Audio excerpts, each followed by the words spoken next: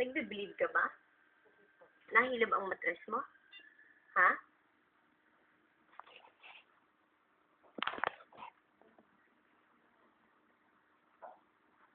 Bakit po? Hindi, kasi sa ultrasound, hindi naman maano bakit ka nagte-threatened abortion.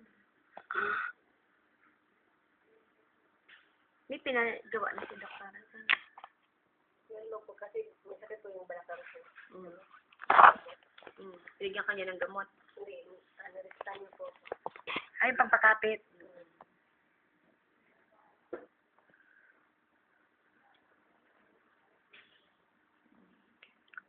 Ayun na.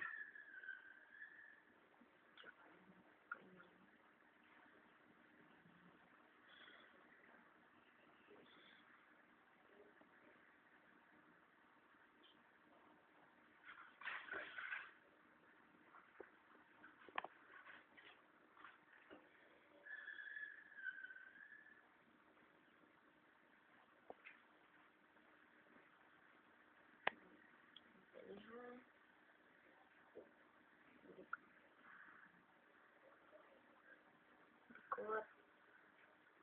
Ang likod. Likod na ako. Oh. Pepe ba ito o pututoy?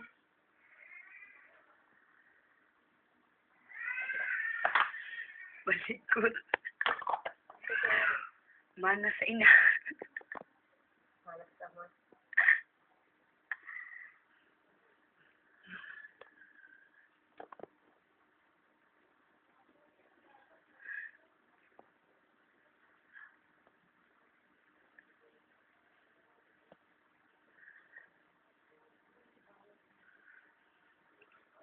Kasi nakaano sa hita niya yung cord. Ayun, no?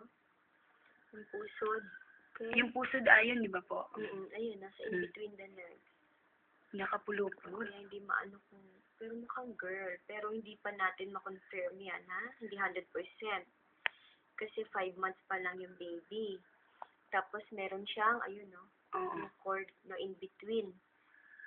Pero mukhang girl, ha? Babae, Lord. Mukhang girl. Babae. Okay?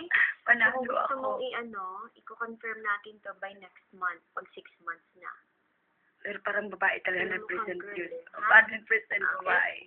Itong baby mo. Ito yung una.